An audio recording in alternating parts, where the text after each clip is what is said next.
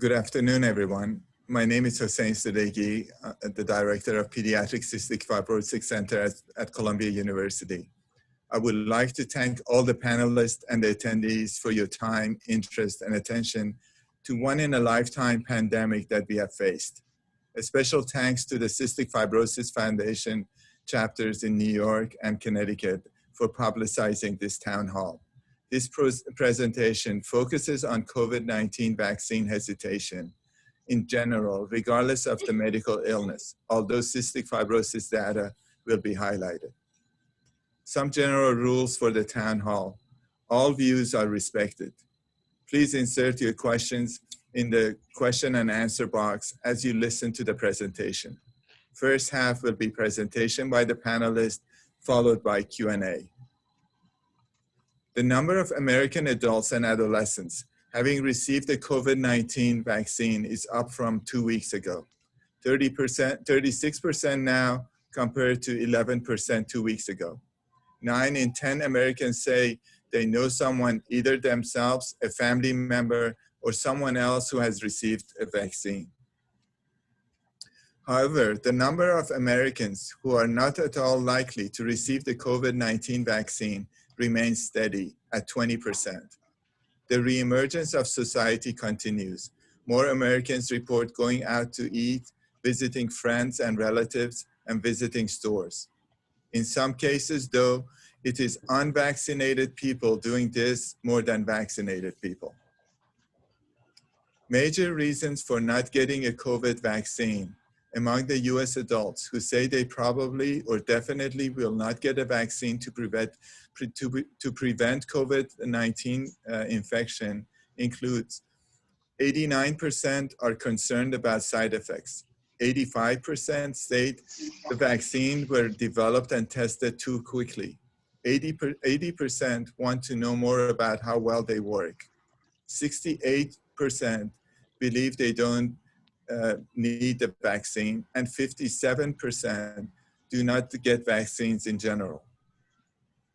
Now we are going to listen to Dr. Claire Keating, the Associate Director of the Adult Cystic Fibrosis Center at Columbia University, who is going to present some data. Thank you.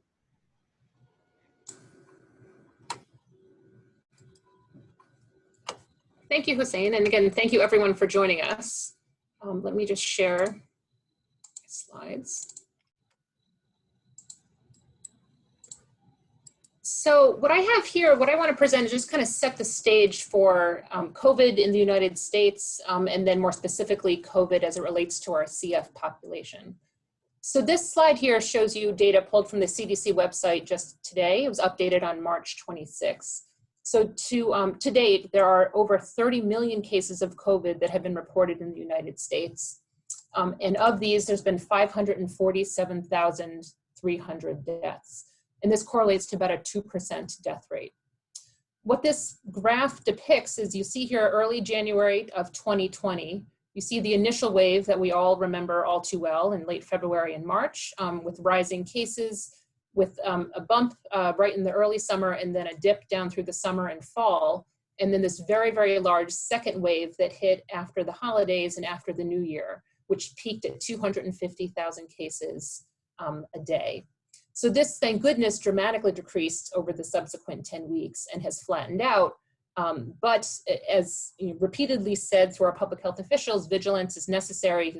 Over the past 7 days, there's actually been a slow rise of about 6%.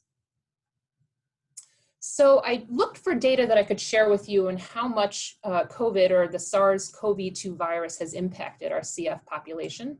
Now, this is a publication in Journal of Cystic Fibrosis in November of 2020. And I'll preface this data with that it was gathered in June of 2020. So this is getting a little older at this point. But this was a collaboration among about 19 centers across the world, pooling data from registries and center data on COVID positive patients who also have cystic fibrosis. So again, as of that data cut in June of 2020, there were 181 people with CF. Majority of them were non-transplant patients. The median age was 24, though as you see, it was a wide range of patients who were infected from 0 to 74. The median lung function was an FEV1 of 73% predicted, but again, also with a wide range, down from 18% to over 100%. And of these 181 patients, 43 were taking CFTR modulators. So outcomes in this, again, small population, but a global population, 82% of the patients were symptomatic, 47% were hospitalized, and those that were hospitalized, it was a much higher percentage of those with transplanted lungs and CF than non-transplant. There was a higher hospitalization rate in patients who had diabetes related to their CF, and also a higher hospitalization rate when lung function was less than 70% predicted. Again, of this population, there were 7 deaths. 4 of them were non-transplanted. The death rate here estimates about 3%. Now, again, with this data coming from mid-2020, that's really the consequences of that first initial wave of the pandemic, when medical centers were extremely overwhelmed, when we knew very little about COVID-19, how to properly manage it in the acute care setting, and there were no medicines approved to treat COVID-19 at the time. So obviously we've come a long way, and we know that there will be another snapshot picture, which I imagine these numbers will be better when we look at them. But what I'm trying to highlight here is that it clearly has a large impact in our population of cystic fibrosis patients with a higher risk of hospitalization and small, but still a chance of death. And what was found through this initial cohort, which still holds true now, is that the risk factors for complications with COVID-19 are cystic fibrosis-related diabetes, older age, low lung function with an FEV1 less than 40% being highest risk, and also having a transplant. I just want to quickly add this slide here. This was published just in January 2021, Clinical Characteristics of SARS-CoV-2 virus infection in children with CF. And the bullet points from this publication that there were 105 pediatric cases. And again, this was about 13 centers globally, reporting 105 cases with a median age of 10. 29% of these children were hospitalized. And there was 1 death, though of note, that death was not attributed to COVID-19. So bringing it closer to home, data is given out regularly from the US CF Foundation Patient Registry. So weekly, the numbers are shared, and this is data from Thursday of last week. So as from the beginning of the pandemic to now, there have been 1,303 total cases. 917 of them were adult, 386 pediatric. 48 of these were African American, 174 of this 1,300 was Hispanic, and 91 cases had advanced lung disease. Of these 1,303, there were 210 hospitalizations. Again, majority were adults. And again, of the 1,300, there were 13 deaths. The deaths were all adults over age 18. 8 of them were post-transplant, and 2 of them have had advanced lung disease. And the takeaways from this data is what I put here in the percentages. So as with the general population, this disease disproportionately affects minorities, because clearly the Black and Hispanic populations are overrepresented here out of proportion to the representation in the CF population at 4% and 7%. There is not an insubstantial hospitalization rate, even to this day, of CF patients with COVID-19 requiring hospital care at 16%. And I guess what we're all relieved to see is that the mortality rate is lower than the general population at 0.01%. And majority of these were in patients with either lung or dual lung and liver transplant, and a few with advanced lung disease. But I guess how this frames to this discussion today is that with vaccination, these numbers can go down and these numbers can go away. With getting immunity for our patients, getting immunity for the patients' families to protect them is really what we want to review today. So I will segue that to pass this to Dr. Lisa Saman, who will give the vaccine data. Thank you, Claire.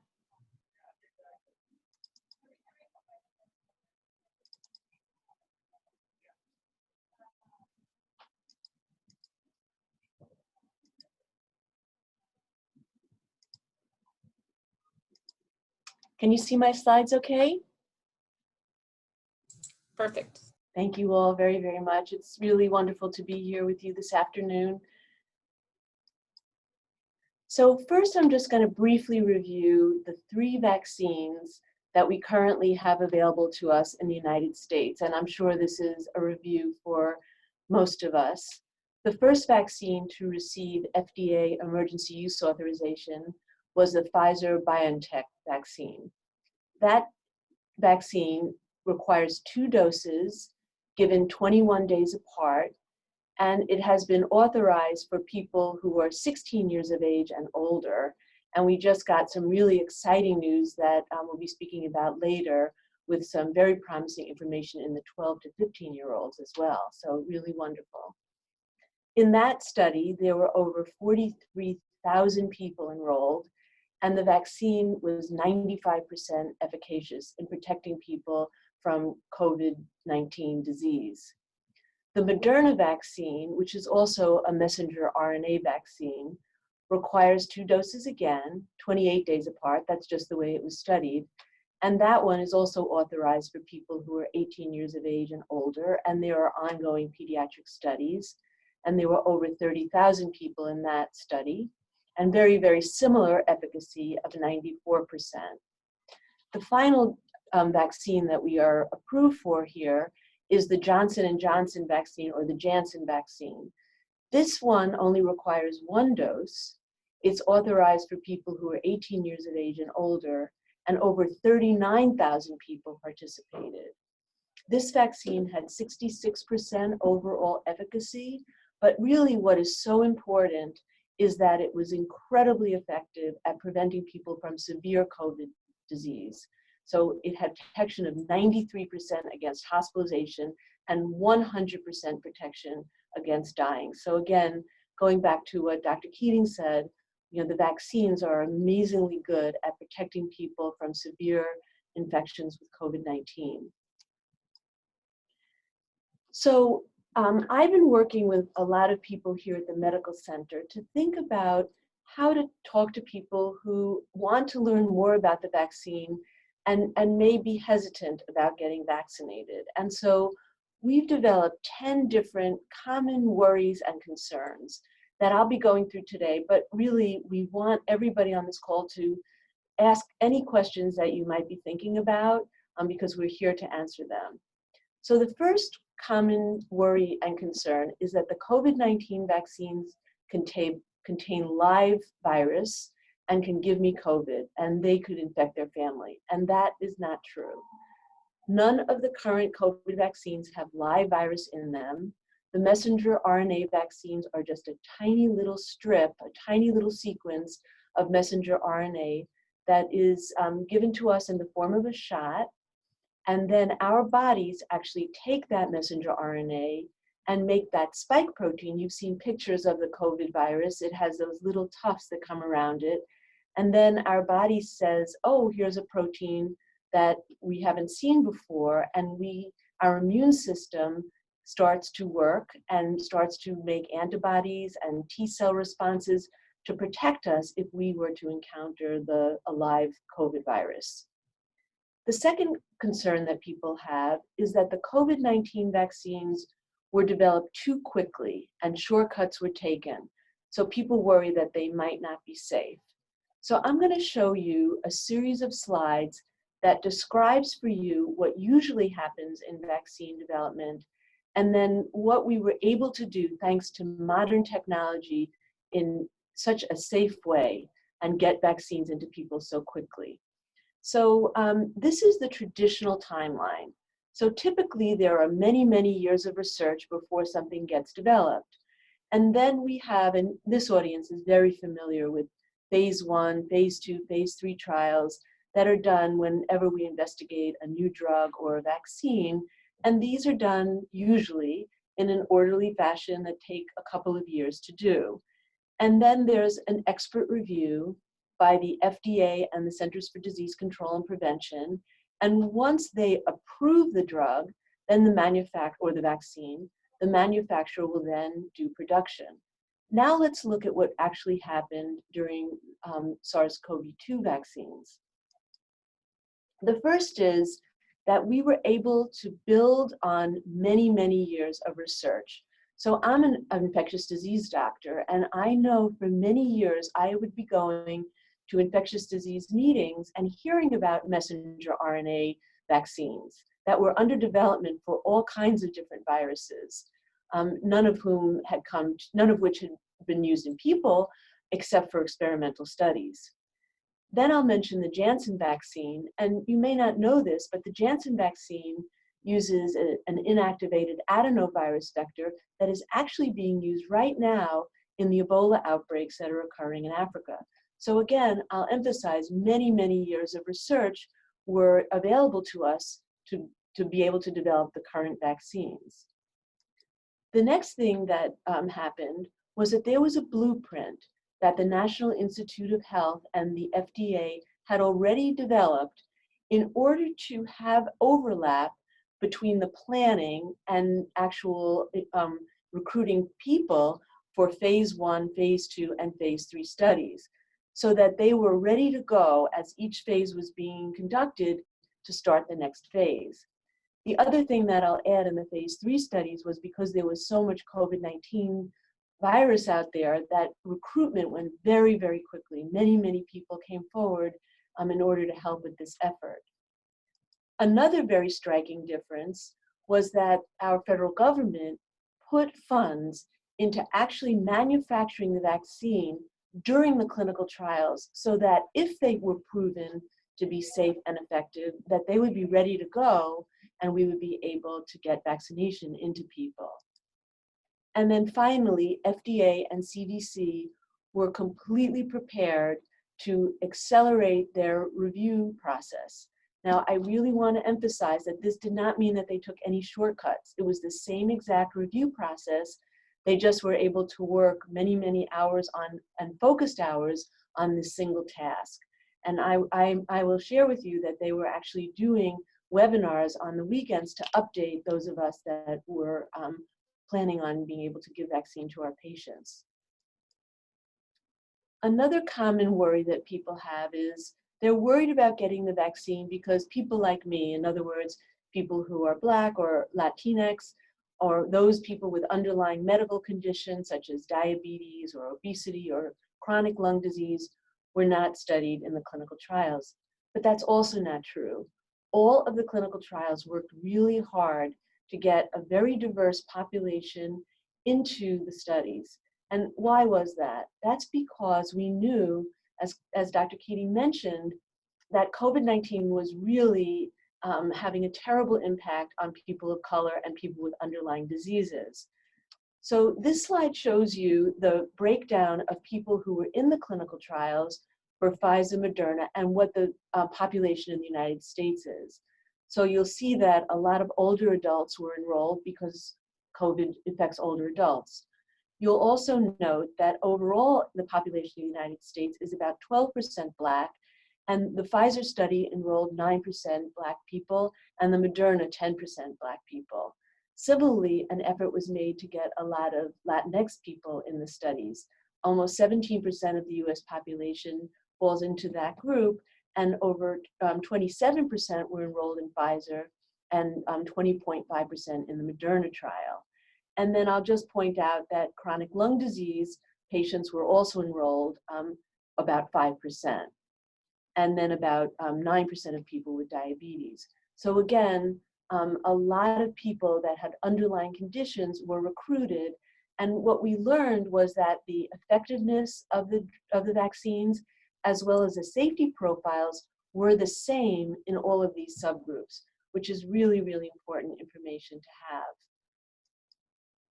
Another common concern is people are worried about getting the COVID-19 vaccine if they have allergies to other things, such as, let's say, an egg allergy or a peanut allergy, or allergies to medications or bee stings. And that's also not true. These vaccines are incredibly simple. For example, the Messenger RNA vaccines only consist of that short little messenger RNA sequence that I talked about, and a little bit of soap that is like a lipid layer that protects that when we get vaccinated, and a little bit of salt. That's it. So things that make people allergic to, let's say, eggs are not part of the vaccine. So it's safe for people to get vaccinated even if they have allergies to other things. A very, very common concern, and Dr. Sadeghi talked about this, is that people are worried that the vaccines can cause severe side effects. So you know that safety is a very, very important part of any vaccine study. And we know a lot now about the vaccine side effects, both because of all the trial participants that I showed you before, and at the end I'll tell you some ways that we're studying safety after the vaccines are being authorized. So the first thing is that some people have no reaction to the vaccine, maybe just a sore arm, and we're all familiar with that after we get, for example, the flu shot. But others do have side effects, and we'll talk about what those can be in a moment. And it's important to recognize that those symptoms that people get after vaccination are just considered a normal part of building immunity. They're not dangerous, they're expected. They last a very short amount of time, usually 24 to 36 hours at the most, and they can be relieved by Tylenol or by Motrin. So the most common side effect, which I mentioned earlier, is soreness at the injection site, and most people report just mild soreness. The next most common side effects that people report are tiredness. Some people can get a headache. Some people can get some muscle pain and joint aches, and fever is actually less common. Reactions do seem to be more common after the second dose. And as I mentioned, for most people, these side effects last no more than a day or two, and they are easily relieved by Tylenol or the nonsteroidal anti-inflammatory drugs such as NSAIDs. I will add that we do not suggest that people should pre-medicate before the vaccine, according to CDC. One other thing that we watched very carefully is the possibility of severe allergic reactions or anaphylaxis to the vaccines. And fortunately, these have been very, very rare. There have only been 5 per 1 million doses for the Pfizer, about 50 cases, and only about 21 cases following Moderna. But this is why after getting vaccinated, people are asked to remain at the place that they're getting the vaccine for about 15 minutes just to be watched. Another common concern that people have had is that the vaccines can cause infertility or miscarriages. And that is also not true. We know, for example, that there's actually a very active registry now of over 30,000 pregnant women who have been vaccinated, and there has not been any increased rate of miscarriages, any adverse outcomes for the mothers, and the safety profile for the women who've been vaccinated looks just the same kind of side effects that I just described to you. And there's no increased risk of infertility. There's no biologic reason why that should be true, given what I just described are the components of the vaccine. Another concern that people have is that the vaccines can change their DNA and lead to long-term side effects. And these vaccines do not interact with the DNA. The messenger RNA vaccines never even get close to the DNA. All of the things we talked about are happening far, far away from our DNA. People have also said, well, I had real COVID, do I have to get vaccinated? And we recommend getting vaccinated.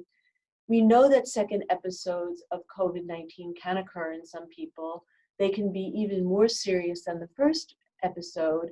And we also know that even when people get mild infections, they can spread infections to others.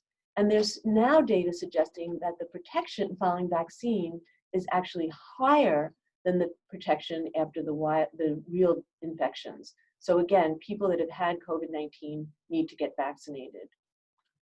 People have also asked, why do I need 2 doses of the Pfizer or Moderna? And we feel that it's sort of like this. Imagine the first dose is when you go to kindergarten. You first start to learn how to read, and you're just starting to learn your alphabet and you're counting. But when you get your second dose, it's like you graduated high school. So your immune system has now learned everything that it needs to learn about the spike protein that was the messenger RNA, so that we are fully protected. And then finally, people ask, well, if I've gotten the COVID-19 vaccine, I shouldn't have to wear a mask and I shouldn't have to practice social distancing. And unfortunately, we're still recommending that people wear a mask. All of us in the hospital continue to wear our masks. In part, it's because we know the vaccines are not 100% effective. I showed you that. In part, it's because we don't know how long we're going to be protected. And we just want to be as safe as we possibly can to protect other people. So, you know, there's a lot of things that we've been talking about, like the causes of vaccine hesitancy vary. Why are people worried about getting vaccinated other than the reasons I just went through with you? And I think it's very important to have an honest discussion about this. So we said already, people are worried about side effects and safety, but there can be some very, very deep-rooted personal or group experiences of racism, mistreatment, and abuse. And some of those unfortunately occurred many, many years ago in healthcare, such as, for example, the Tuskegee experiment with Black men that had syphilis. And people really wear those scars deeply and worry, and mistrust is very prominent in some individuals. So we need to talk about that. Also, unfortunately, there's been a lot of politicization of vaccines and COVID, and a lot of disinformation magnified by social media. You know, it is possible to go on the internet and read all kinds of misinformation and untrue facts and things that are really scary. So it's very important to get information from trusted sources, such as your physicians, for example. There's been a lot of anti-vaccine advocacy by anti-vaccination groups that are way before the COVID-19 vaccines. And people do have suspicion about the pharmaceutical industry's motivations. Are they only in this for profit, or do they have higher aspirations? And we certainly think, we know that people are desperate to end this pandemic. And there is an unfortunate history of abuses by the pharmaceutical industry. And finally, there can be mistrust of the government, science, and healthcare. And then my last slide is just to tell the group briefly that we talked about the safety profiles of the vaccines in the clinical trials, but we don't stop studying safety after the clinical trials. We continue to study safety very, very actively, because the clinical trials only looked at, as I showed you, 30, 40,000 people, and now we've vaccinated millions and millions and millions of people. So we have to continue to follow safety in order to make sure that we aren't seeing any rare side effects. So there are many, many systems that we have in place in the United States. The first one is the Vaccine Adverse Events Reporting System, or VAERS. This is where any things that happen to people after getting the vaccine are reported to the Centers for Disease Control and FDA, and they are reviewed very, very carefully by experts to see if there is any possible relationship to the vaccine. So many of these reports may have nothing to do with the vaccine. They may just occur after the person got vaccinated. For example, somebody might have a kidney stone after getting vaccinated, and it has nothing to do with getting vaccinated, but we need to follow all of these side effects just to make sure. There's something called CISA, the Clinical Vaccine Safety Evaluation, and people from Columbia University actually participate in both VAERS and CISA experts. There's something called BSafe. This is brand new. It only started with the COVID vaccines, and people can volunteer after getting vaccinated. I joined this, and we actually get, after getting vaccinated, you get a text message, how are you feeling, any side effects, and they specifically ask if you're pregnant, and that's the source of over 30,000 women who were vaccinated and pregnant, and that's where we're getting those data from. And then finally, there are two other sources of safety monitoring. One is a very, very large nursing home network, and one is a very, very large HMO network with millions of people in the HMO network. And following vaccination, those individuals are also being followed for any possible reactions that they may be having. So I just want to give you a sense that there's a huge amount of safety monitoring that occurs even after vaccination and is shared worldwide, really at the time that the data emerge, so that we can stay up to date to educate ourselves and to help our patients. So thank you so much. I'm going to stop sharing my screen, and I look forward to our Q&A session.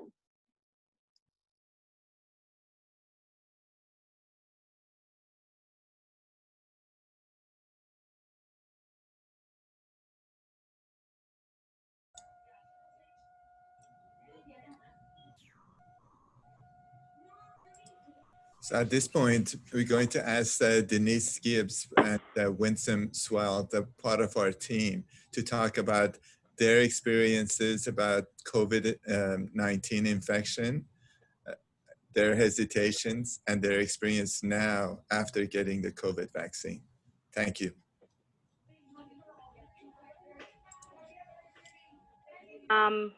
On March 28th of last year, my father was admitted to the hospital with COVID, and every day we would get the phone calls at 2 o'clock on his updates, and by April 5th, unfortunately, he was intubated, and by April 7th, it'll be a year next year, he passed away from COVID.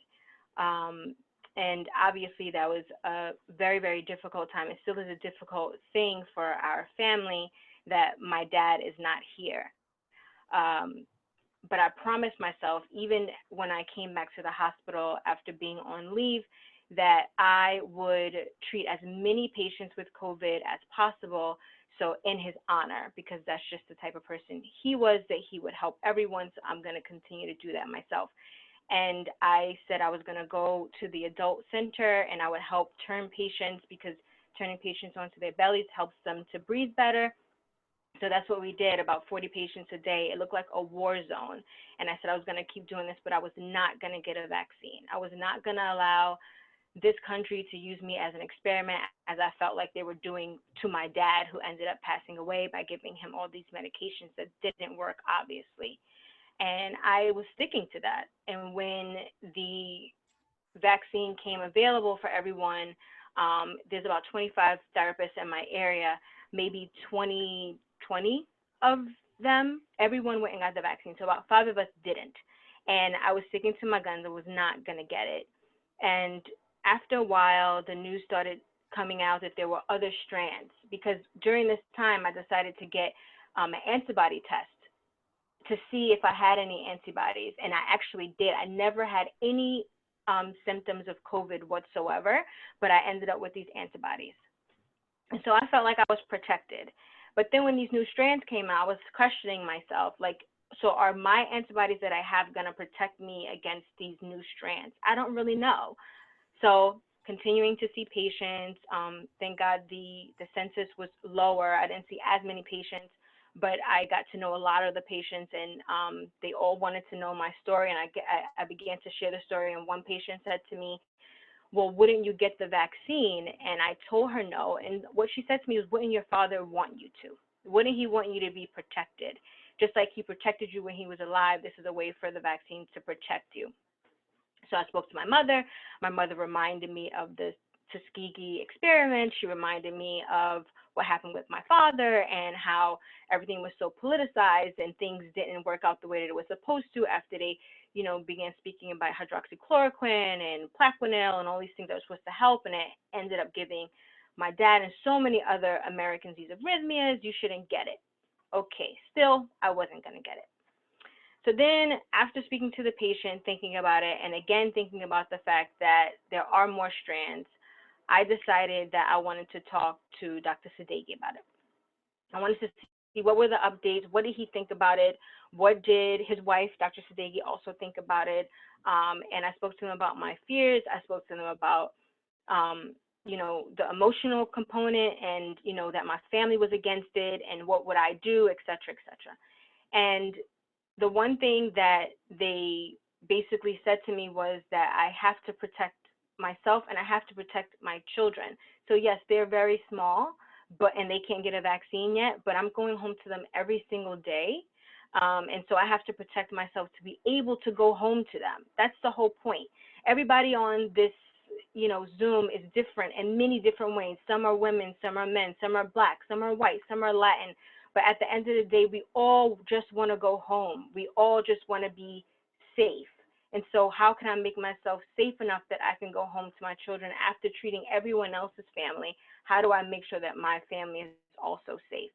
So I was also worried about side effects, and Dr. Sadeghi recommended that I get this like holistic sugar pills, and I took those when I got my vaccine. Yes, I finally did decide to get the vaccine along with a colleague, so that did help too, to have a buddy with me that we kind of went through this journey together. And we took these sugar pills, and I had no side effects. I had no side effects my first shot. I had no side effects my second shot. I'm not sure if it was just a coincidence, but neither did she. The same colleague that I have took the same thing, and she didn't have any side effects either. I think it's worth a try. It's just sugar pills. It can't hurt. And I would say this to you about your hesitancy. It's just like when you're on an airplane, whenever that was, it's probably can't remember, but when you were on an airplane, and at the beginning, before you take off, they always give you all these instructions. And one of the instructions is about pulling your mask down if there's turbulence or if there's something going on with the plane. And the rule that they tell you is you have to put your mask on. Make sure your mask is secure before you can help everybody else. And that's kind of how I looked at this vaccine. I understand that my family is still hesitant. I understand that my mom cried her eyes out when she found out that I got the vaccine. I had to kind of keep it from her until I got my second shot. But now I have it and I'm fine. And I just want to be the person who is the lead of the family to make sure that everyone else is safe, just like what my father would do. So I have the vaccine. I am okay. I work with COVID patients every day and I'm still fine. I don't have COVID. And I want to make sure that my family understands that that's the route that they need to go. They need to get vaccinated so that way they are safe as well and they can make it home. That is the key, is to be safe and to make it home. So hopefully this helped with anybody's hesitancy. Thanks.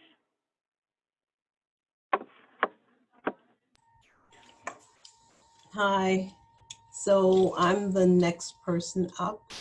I just wanted to just share my story in reference to the vaccination and hesitancy. And I think I was trying to be a holdout and, hold my ground. I didn't want to take the vaccine. However, one of the doctors that I work with here, Dr. Quattel, and every time after she got her vaccine, she would stop by my office. When did you get your vaccine yet? I was like, no. But, she never forced me or said, you must get it. She just said, think about it. And as I began to think about it, I thought about the fact, would they really give vaccines to the frontline staff, the doctors and nurses who are taking care of patients, that was not safe and effective? And I think once I realized that the frontline staff were the ones who were getting the vaccination first, and they are who we entrust our lives in, doctors, nurses, when we're sick, to take care of us. And I watched everyone in the division say they got vaccinated, and I saw that everyone was well. I mean, some people did have some side effects, but it wasn't side effects that we wouldn't normally feel for anything. When I used to take my children for their vaccinations when they were little, they would get a little fever and I'd have to give them some Tylenol. And so when I saw that was the side effects, I was like, I think I could handle that. So I did get my first vaccine and I really felt no symptoms at all.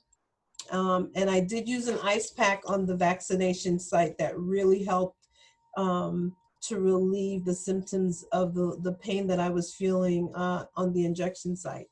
Now, my second dose, I'd have to say the day after, the symptom that I had was fatigue.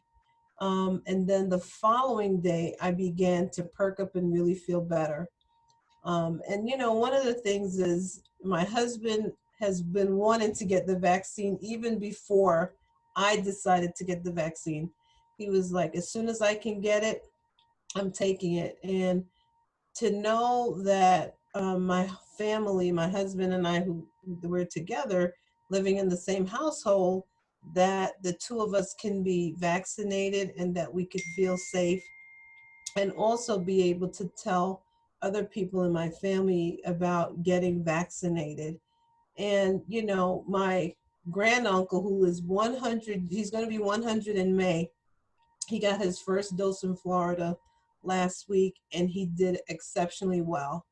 And so, in reference to really looking at my family, my friends, the people that I care about, I wanted to be a role model in getting my vaccination, so that people wouldn't feel that, oh, well, it's something that's really scary. And I do understand why a lot of people of color really don't, they feel a trepidation about getting vaccinations and about going to the hospital. And for many years, they've been marginalized. You know, they don't feel they can trust the healthcare system. And here it is now, vaccinations are around again, and, you know, we're going to be using as an experiment. And so my thoughts too about the reason why there were a lot of, you know, Latinx and African Americans who really suffered, you know, high incidence of deaths was because, first of all, we're afraid of the healthcare system. And so a lot of times we don't go to the hospital until we're really, really, really, really sick. And so I'm hoping that through all of this, that our work within that particular community, that we can begin to show that healthcare is for everyone, healthcare is a right, and that we don't want to leave anyone behind, that the same healthcare is afforded to not only myself, my colleagues at work, is afforded to the community in which I live. And so with that story, I just, you know, wanted to just say that um, I'm happy that I was able to get the vaccine, especially hearing about the different strains. And now I really feel comfortable and confident about not having to worry about that. Even if I were to contract the disease, I would not be at risk for getting hospitalized or possibly dying. And that was also another reason. I don't know how I would fare. Would I be the person that gets COVID and have absolutely no symptoms, or the person that's going to end up in the ICU? And so with that type of risk, I would not want to risk that. And so I wanted to do what I think would be best for myself and to be around for my family. Thank you for hearing my story.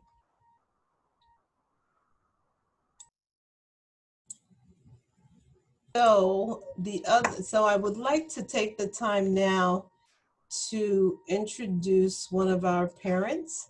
Her name is Vionette Castellanos, and I've known Vionette for, I would say, over 18 years, because I met her when her son was a baby when they came here. And we've been working together for many years.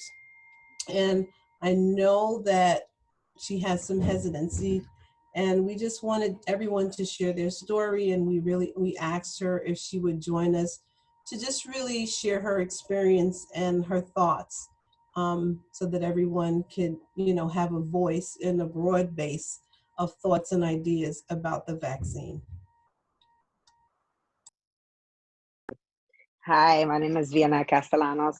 I'm Hector Marte's mom. I don't know. I just feel like I have real.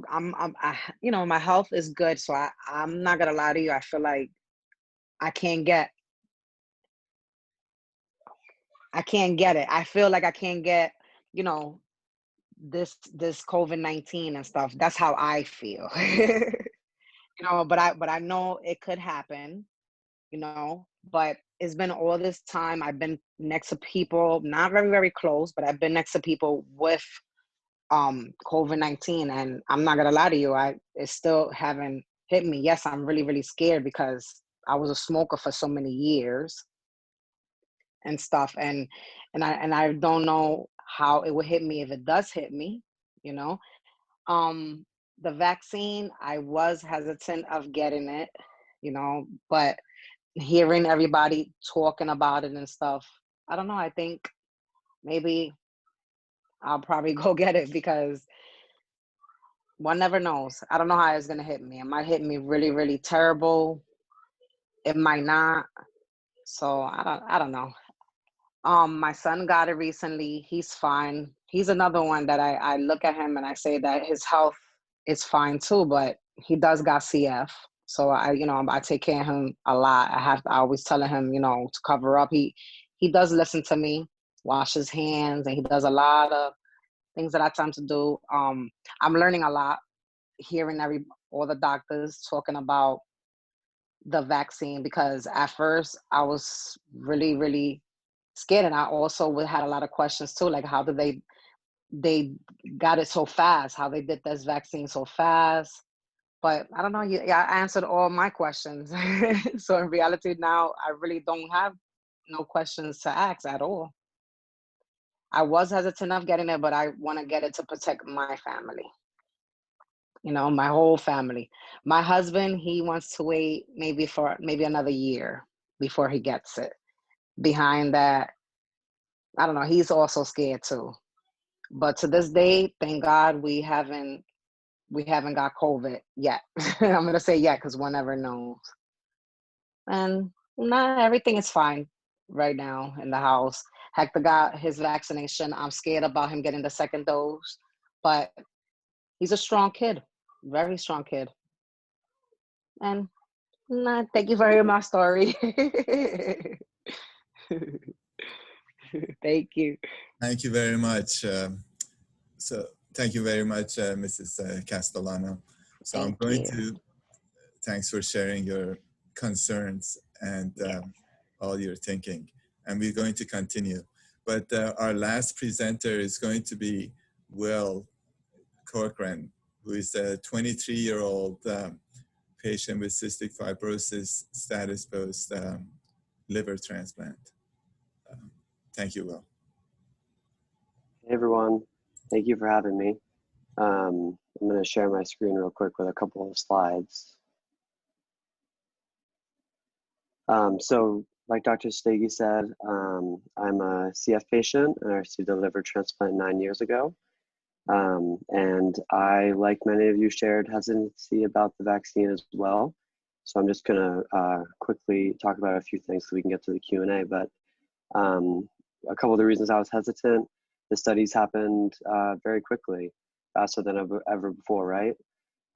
As well as the fact that I wasn't sure if any one of those studies may have had my specific illnesses of CF or been post-transplant.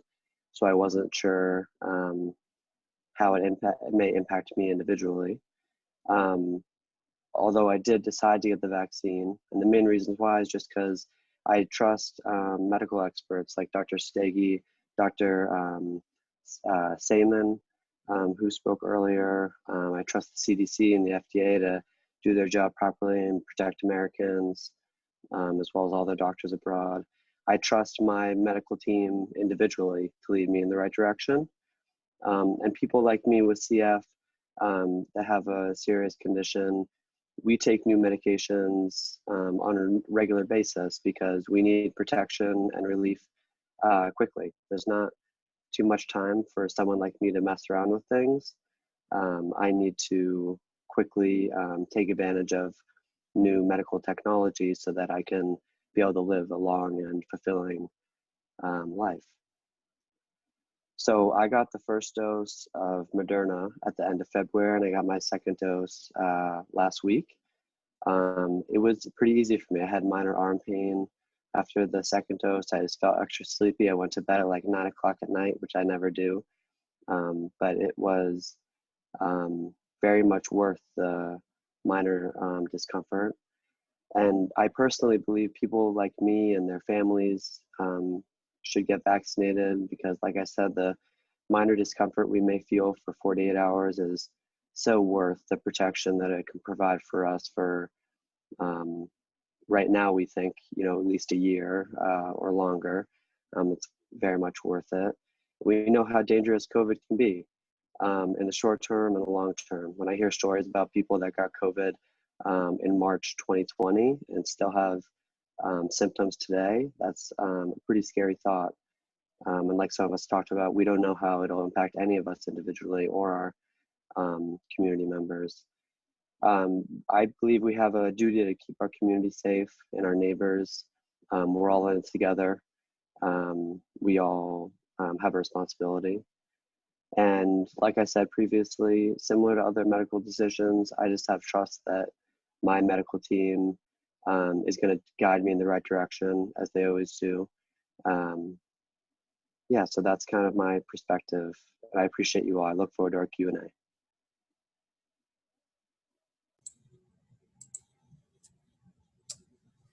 Thank you very much, everyone. All the stories are touching and very impressive. So I would invite everyone to actually open their videos, and we have quite a bit of questions. So we try to go through these. I don't know how much time we're going to have. Hussein, it's Lisa. I can't seem to open my video because the host is not allowing me to. Bad host. Let me see if we can, sorry about that. That's okay. And just for the group to know, I've been typing in answers because there's some amazing questions, just in case we can't get to all of them. So I'll continue to do that. But I really want to echo your thanks to Winsome and Denise and Will and Bionette. Everything you said is just so endlessly important and honest and just fantastic. So thank you. And we would like to thank you with all the information that you provided, and also Dr. Keating, all the information that everyone provided. So I hope everyone is going to leave here full hand. So there's quite a few questions. If we can start some of those and by answering them. There's some concerns that by September, they're saying, everyone will get vaccinated like the flu vaccine. So if people go to their PCPs, get vaccinated, and whether that's going to be available or not. Yeah, I mean, I'm a lot of I think we're all very frustrated by the distribution process. You know, it's fascinating because you see that organized process for development and manufacturing, but the distribution process just did not have the same attention paid to it, nor were the same resources put into it. Things are much better. You can hear it on the news every single day. And the other thing that's happening is that more and more sites are being opened that will be able to administer vaccines. So, and here at New York Presbyterian and at Columbia, we are opening up more and more sites. But it's been very difficult to manage sites giving out vaccination because of the regulatory requirements of, you know, clicking every single box for vaccination because it's been such a precious commodity. But I think by the summer, it'll be markedly more open. The other thing that I think is really important is that although the Jansen vaccine is made by Johnson & Johnson, Merck is stepping up to help manufacture, which will also make a huge difference because the Jansen vaccine is much easier to give because it doesn't have the same need to be super cold that you've been hearing about for example, the Pfizer vaccine, and it's only 1 dose. So I think that's also going to help a lot. So I'm feeling much more optimistic.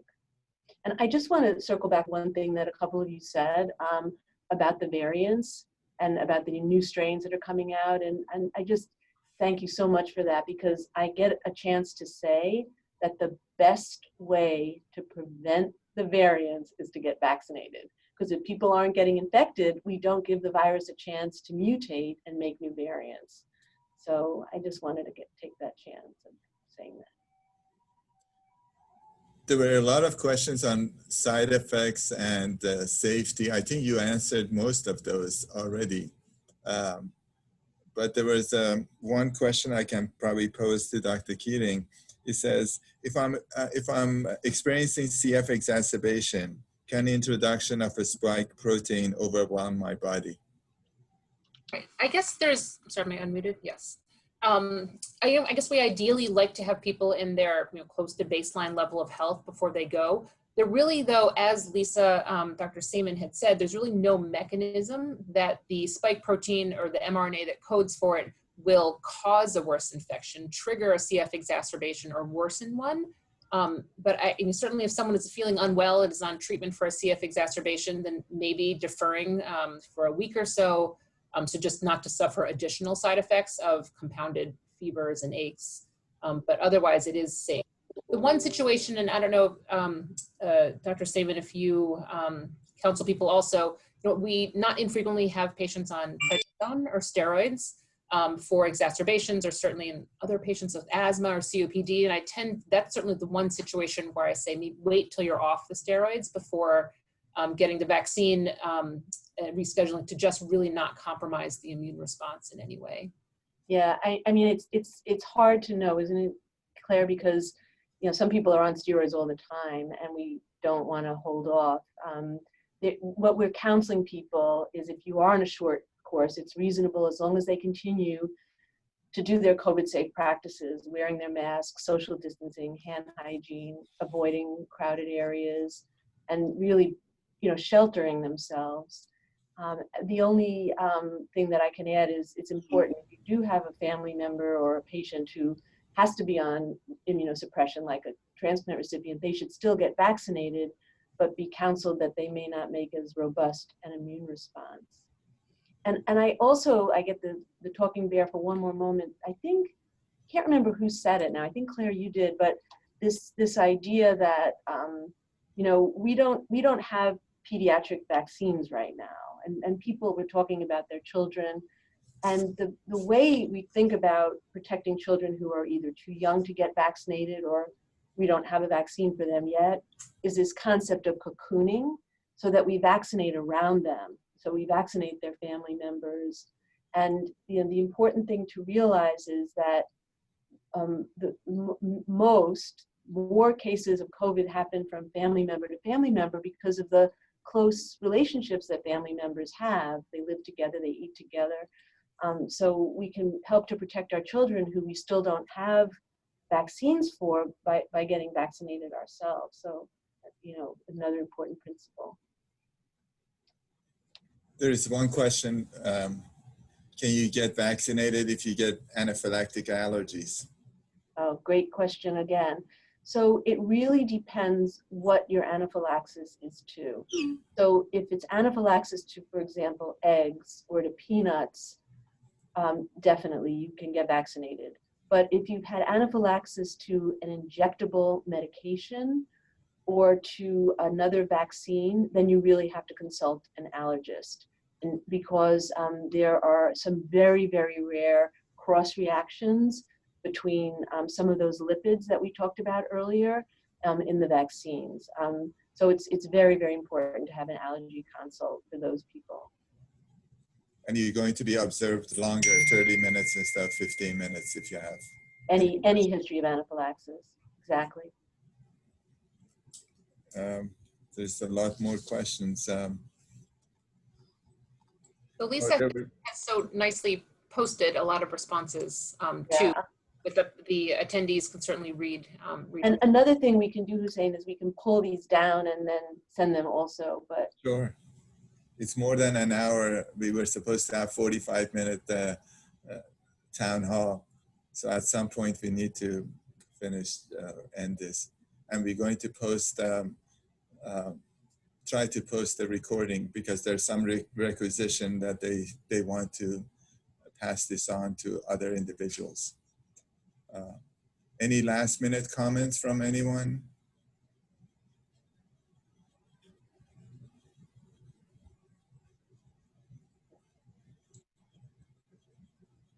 So I want to thank every participant who basically disclosed their personal feelings, personal ideas, and they shared it to the public.